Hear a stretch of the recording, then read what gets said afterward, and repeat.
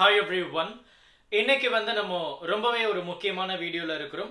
So நாளைக்கு பார்த்தீங்கன்னா 11th ஸ்டாண்டர்டுக்கு public exam நடக்க போகுது. இதுக்கிடையில நிறைய ஸ்டூடெண்ட்ஸ் வந்து ரொம்ப தீவிரமாக ப்ரிப்பேர் பண்ணிட்டு இருப்பீங்க. நம்ம வந்து மல்டிபிள் சாய்ஸ் கொஸ்டின்ஸ் ஆகட்டும், 2 மார்க் ஆகட்டும், 3 மார்க் ஆகட்டும், 5 மார்க் ஆகட்டும், இது எல்லாமே நம்ம வந்து நம்மளுடைய கார்விட் அப்படின்ற ஒரு ஆப்பில் நம்ம அப்லோட் பண்ணியிருக்கோம். இந்த பிடிஎஃப் ஃபைலும் நீங்கள் வந்து டவுன்லோட் பண்ணியிருப்பீங்க.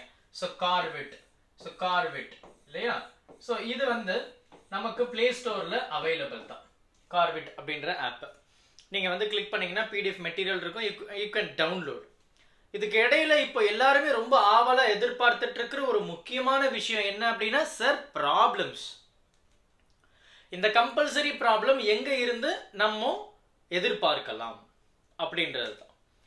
ஸோ இப்போ சோஃபார் வந்து நம்மளுடைய சென்னை டிஸ்ட்ரிக்ட் கொஸ்டின் பேப்பர், அதாவது கவர்மெண்ட் இது வரைக்கும் கண்டக்ட் பண்ண டெஸ்ட் பேப்பர்ஸ் எல்லாம், அதுக்கப்புறம் மதுரை, திருச்சி, நாமக்கல், இந்த மாதிரி கோயம்புத்தூர், இந்த மாதிரி ஒரு சில டிஸ்ட்ரிக்ட்ஸை எல்லாம் நம்ம ஆராய்ச்சி பண்ணி பார்க்கும்போது நமக்கு என்ன கடைசியாக கன்க்ளூட் ஆகுது அப்படின்னு பார்த்தீங்கன்னா, நமக்கு ப்ராப்ளம்ஸ் வந்து ஒரு சில சாப்டர்ஸ்ல இருந்து எக்ஸ்பெக்ட் பண்ணலாம்.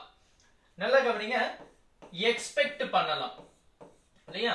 ஸோ எக்ஸ்பெக்ட் பண்ணலாம் அப்படின்ற மாதிரி ஒரு சில சாப்டர்ஸ் இருக்குமா. ஒரு சில சாப்டர்ஸ் வந்து நமக்கு இதுல இருந்து வரலாங்க அப்படின்ற மாதிரி நம்ம சொல்லுவோம் இல்லையா? ஸோ இதில் நம்ம முக்கியமாக கவனிக்க வேண்டிய விஷயம் என்னன்னா, இந்த சாப்டர்ஸை நம்ம ரொம்ப ஹை ப்ரையாரிட்டி கொடுத்து ப்ராப்ளம்ஸை கோத்ரூ பண்ணணும். எப்படி ஹை ப்ரையாரிட்டி கொடுத்து ப்ராப்ளம்ஸை கோத்ரூ பண்ணியிருக்கணும். மற்ற சாப்டர்ஸை சும்மா அப்படியே பார்த்துக்கோங்க. அண்ட் அப்பார்ட் ஃப்ரம் திஸ், நீங்கள் எந்த அளவுக்கு ஃபார்முலாஸில் ரொம்ப ஸ்ட்ராங்காக இருக்கீங்களோ அந்த அளவுக்கு you can able to attend the problems. So first ஃபார்முலாஸை அண்டர்ஸ்டாண்ட் பண்ணி புரிஞ்சு அதை ஒரு தடவைக்கு 2-3 தடவை நல்லா ஸ்ட்ராங்காக எழுதி பார்த்துருங்க.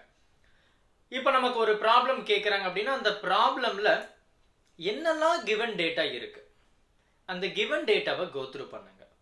ஒன்ஸ் நீங்கள் கிவன் டேட்டாவை கோத்ரூ பண்ணிட்டீங்க அப்படின்னா அதை எழுதுங்க. அதுக்கப்புறம் என்ன கேட்குறாங்கன்றது உங்களுக்கு தெரிஞ்சிடும். அப்போ என்ன கேட்குறாங்கன்றது உங்களுக்கு தெரிஞ்சதுன்னா என்ன ஃபார்முலாவை பயன்படுத்தணும்ன்றது உங்களுக்கு தெரிஞ்சிடும்.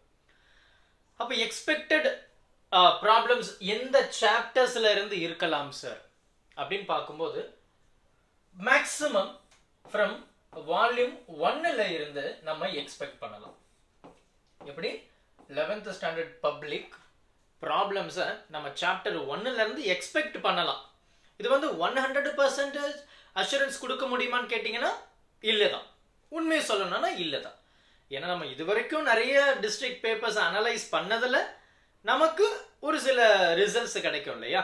ஸோ அந்த மாதிரி ஒரு எக்ஸ்பெக்டட், எப்படி எக்ஸ்பெக்டட் நம்ம எவ்ரி இயர் வந்து we use to post like this. ஆனால் அதுக்கேற்ற மாதிரியும் அதே சாப்டர்லேருந்து கேட்டிருக்காங்க.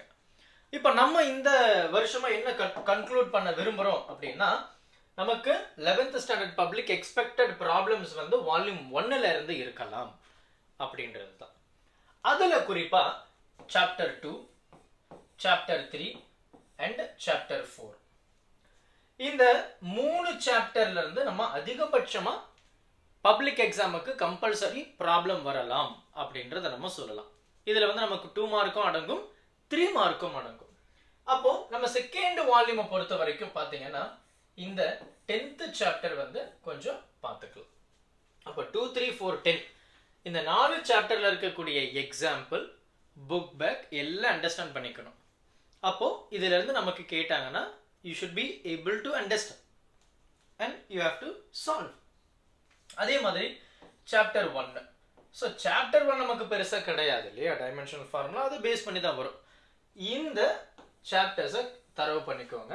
குறிப்பாக 2 மார்க்குக்கு இந்த சாப்டர்ஸும் 3 மார்க்குக்கு இந்த சாப்டரையும் இதோட ஆட் பண்ணிக்கோங்க. இதுதான் இப்போதைக்கு நமக்கு கிடைச்சிருக்கிற ஒரு முக்கியமான அனாலிசிஸ் அப்படின்னு சொல்லலாம். இப்போ நிறைய பேருக்கு கொஞ்சம் கான்ஃபிடென்ட் வந்திருக்கலாம். இதை நல்லா ப்ரிப்பேர் பண்ணுங்க. செகண்ட் சாப்டர் ரொம்ப ஈஸி, அடிஷன் இந்த மாதிரி ரொம்ப சிம்பிளான டேர்ம்ஸை தான் நமக்கு கொடுத்துருவாங்க. So it will be very easy. நல்லா கோத்ரூ பண்ணுங்க, எக்ஸாம் நல்லா பண்ணுங்க. All the very best.